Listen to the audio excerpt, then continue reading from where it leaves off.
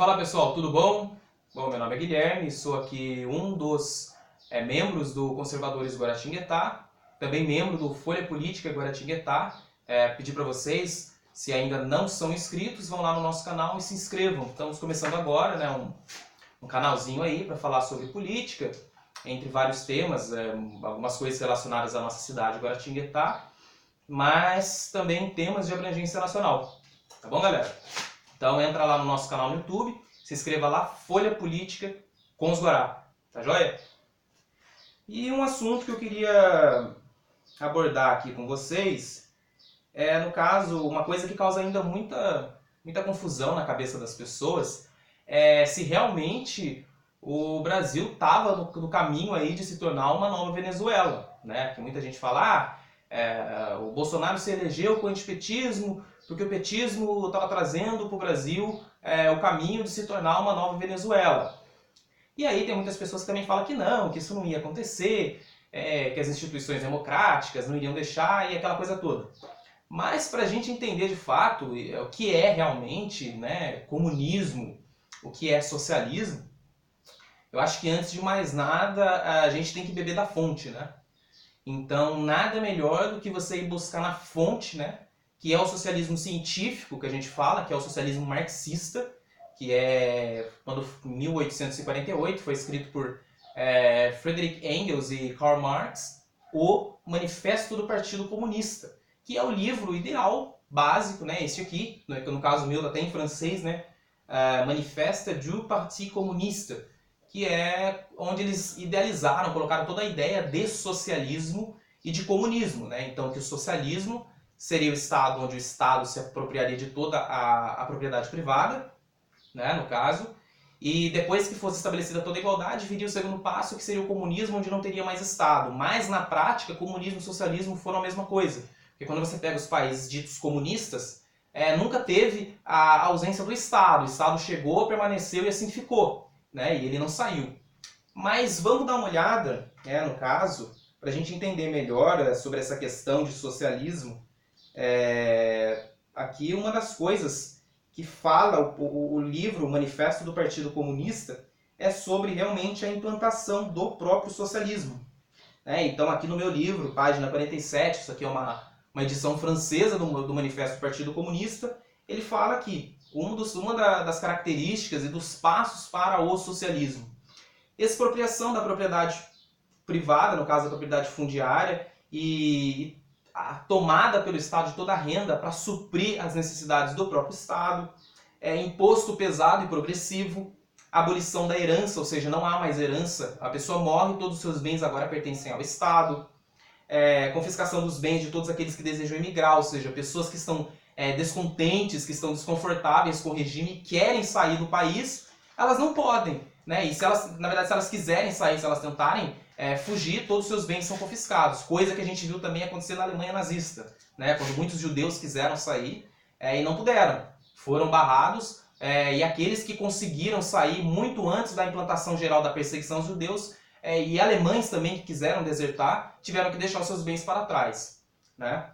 Centralização dos meios entre as mãos do Estado, de todo meio de transporte, ou seja, todo o modal de transporte público pertence ao Estado, então você não pode delegar nada ao setor privado, né?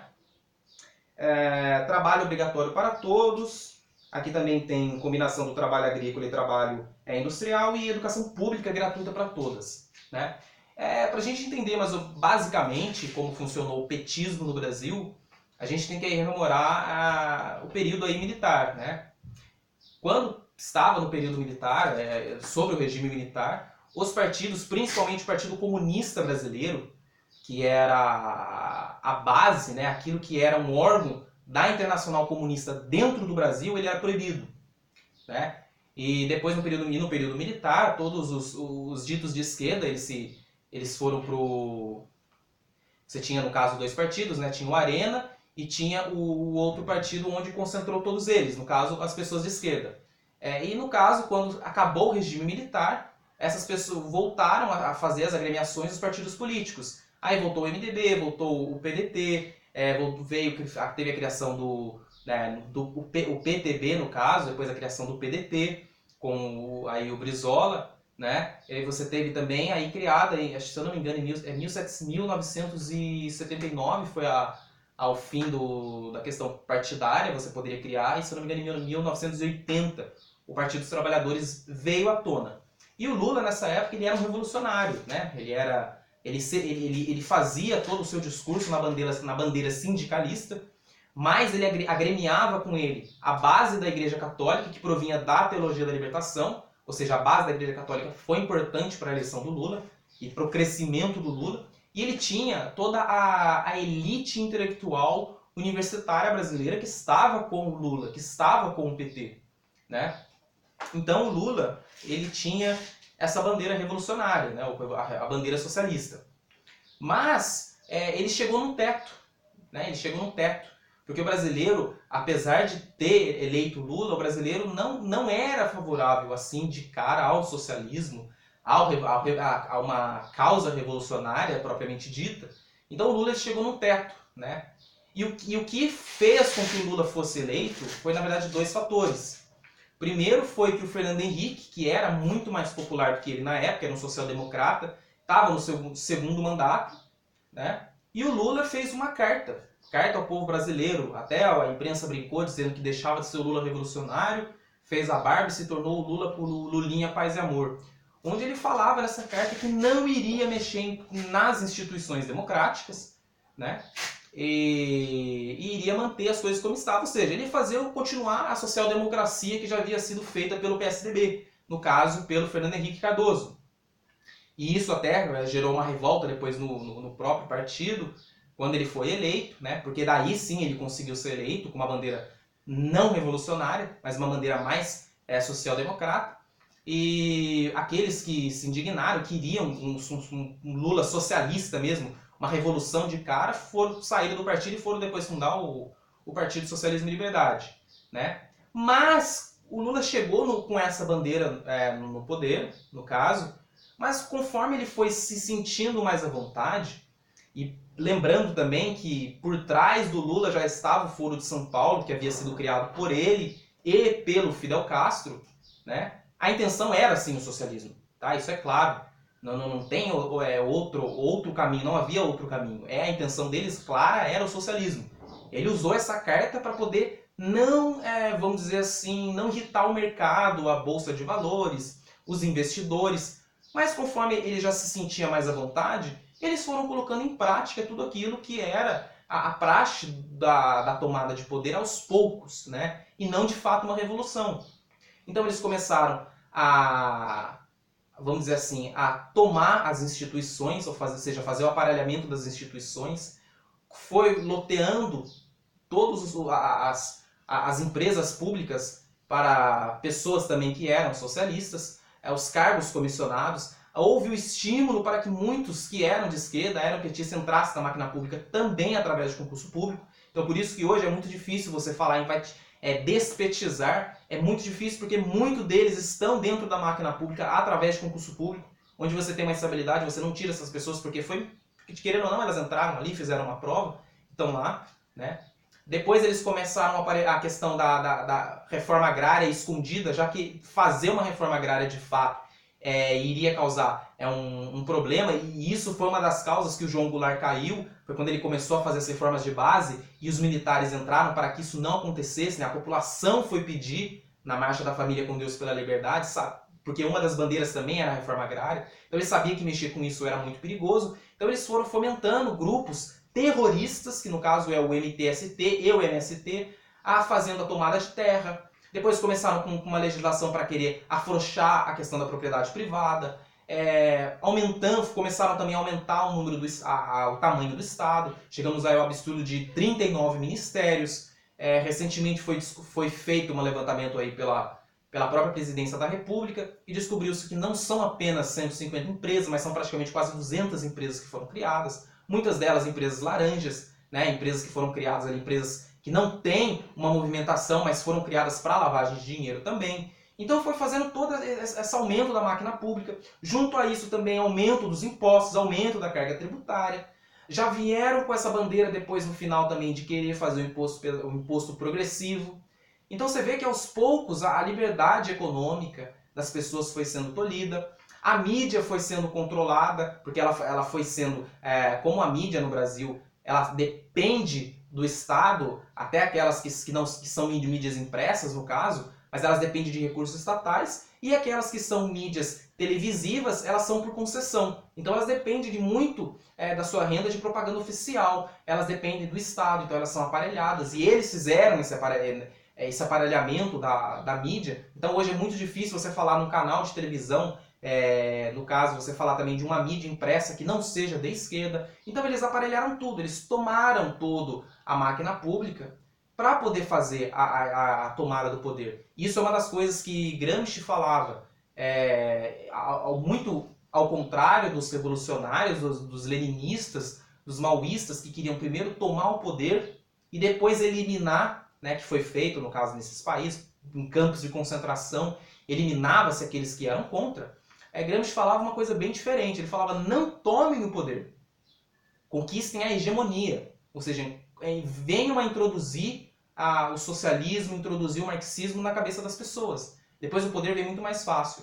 Então foi isso que eles fizeram, eles chegaram lá na máquina pública e ali começaram a fortalecer os seus mecanismos de dissuasão cultural esquerdista. Então eles conseguiram, através da máquina pública, fomentar esses tentáculos da esquerda no Brasil através da cultura, através da mídia, né, através da televisão, para colocando aos poucos a sua agenda, a sua pauta, inclusive também através de movimentos sociais, toda a sua agenda política de esquerda, a sua agenda política socialista. Então sim, nós podemos fazer esse balanço de acordo com aquilo que falava Marx. Aumento do Estado, a relativização da propriedade privada, o imposto pesado e progressivo, no caso, a centralização dos meios de transporte na mão do Estado, que a gente vê hoje é uma grande dificuldade para você privatizar, agora que o governo está fazendo essas mudanças. Mas você vê, por exemplo, a questão dos ônibus, a questão do metrô, ainda é estatal. Você pega a cidade de São Paulo, aí com a região metropolitana, cerca de 20,6 milhões de habitantes,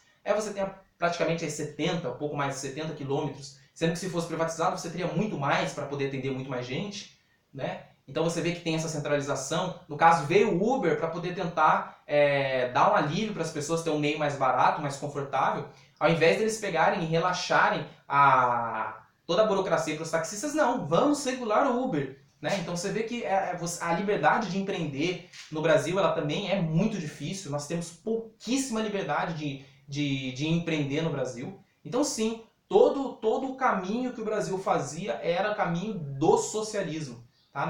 Isso não tenha dúvida. Né? E a eleição do presidente Jair Bolsonaro, a gente começou aí a tomar um rumo diferente. Mas não que as coisas vão mudar da noite para o dia. Isso vai ser muito difícil. Podemos dizer que a nível econômico, creio eu aí que com 5, 6 anos aí de governo, a gente começa a entrar nos trilhos, né? E podemos aí até crescer economicamente como potência. A nível de infraestrutura, né, depois da reforma administrativa, você concentrar mais recursos nos municípios e precisa os municípios também começarem um planejamento urbano para melhorar a questão da infraestrutura urbana, a melhoria da qualidade de vida, como a gente vê na Europa, como a gente vê nos Estados Unidos, nos países asiáticos. Até 2030 você já começa a ver assim, uma mudança bacana, né? Em 2050, se isso for seguindo, até 2050 você vê um país completamente diferente. Mas a nível cultural e a nível educacional, aí é muito mais difícil. Porque eu posso falar, porque eu estudei a maior parte da minha vida em escola pública, né? Na verdade toda a minha vida em escola pública. O meu ensino médio eu fiz numa escola técnica, que foi muito boa. Mas tirando isso, anterior a isso, era a escola pública e eu posso falar, essa geração que saiu das escolas hoje era quase que uma geração perdida. É muito difícil, porque além dos alunos não terem aprendido nada, você tem professores muito ruins no sistema público de ensino brasileiro. Então a questão cultural e a questão educacional ela é muito mais difícil de você conseguir reparar a curto prazo. Né? Como diz o professor Olavo de Carvalho, se você começar hoje essas mudanças culturais e educacionais, demora no mínimo 20 anos para você, 20 anos é uma geração, né? Para você ver uma geração de pessoas novas, com uma cabeça um pouco diferente. Mas a gente tem também pessoas de 30, 40, 50, 60 anos. Então, se a gente começar hoje essa mudança, 2050 a gente vai começar a ver um resultado um pouco diferente do que a gente vê hoje, né? É um pouco pessimista, mas é a realidade, né? E como todo bom conservador, você não pode ser otimista demais, você tem que encarar as coisas como elas são. E sim, o nível educacional e cultural no Brasil foi o mais afetado pelo marxismo cultural, pela teologia, no caso, a pedagogia do oprimido, que é o nosso patrono, infelizmente, é o nosso patrono da educação, Paulo Freire, que colocou essa pedagogia falida no Brasil, que não educou ninguém em lugar nenhum do mundo, né? E nós temos uma educação péssima, onde você não se alfabetiza, não sabe falar um português, sai de uma escola sem saber uma regra de 3 simples, você não tem conhecimento para absolutamente nada, as pessoas que saem do ensino médio são extremamente ignorantes, e não é só de conhecimento, é sobre a vida, é sobre, vamos dizer assim, senso lógico, é quase que uma tautologia, coisas básicas da vida que você raciocina, as pessoas saem da escola sem possuir essa capacidade de raciocinar. Então isso é o pior, né? Então, falando hoje a nível de educação, a nível cultural, este é o maior problema. Mas eu creio que sim, a gente vai conseguir resolver, aos poucos a gente vai conseguindo resolver isso aí. Então sim, nós podemos crer que o Brasil estava num caminho de uma venezuelização, né? No caminho de se tornar um país socialista, porque isso já era um plano feito para o Brasil e para a América Latina, que era o plano do Foro de São Paulo. Tá, pessoal? Mas aí o Brasil agora está tomando rumos diferentes. E se tudo der certo aí, vai se levantar mais pessoas ainda. As eleições do ano que vem, as eleições de 2020, nós temos que ficar atentos. Não votar em gente da velha política. MDB, PSB, PSDB, PT, PDT. Gente que faz parte dos piores partidos políticos. Gente que está em conluio com tudo que não presta. Olhar partidos que fazem parte do Foro de São Paulo. Velha política não dá mais. A gente precisa de gente que venha resolver os problemas do Brasil e que principalmente esteja alinhado com o que pensa o eleitor brasileiro, que em sua maioria é cristão, é conservador, é liberal econômico, quer mais liberdade para empreender, ele quer sim enriquecer, ele quer melhorar a sua condição de vida, ele quer ter uma educação melhor e ele quer ter, sobretudo, liberdade. Ele não aceita nenhuma ideologia que venha suplantar os seus valores. Então é isso que pensa o eleitor brasileiro e é nisso que nós temos que nos pautar nas próximas eleições. Principalmente essa que vem agora, que para mim é a mais importante. 2020, eleições para vereadores e para prefeitos. Pessoal, por hoje é isso. Se vocês não conhecem o nosso canal, dê um voto de confiança pra gente, estamos começando agora. Nosso canal, volta a dizer, Folha Política com os Guará. Tem o link aqui, vai lá no YouTube, se a pessoa já está vendo pelo YouTube no caso, e não pelo Facebook.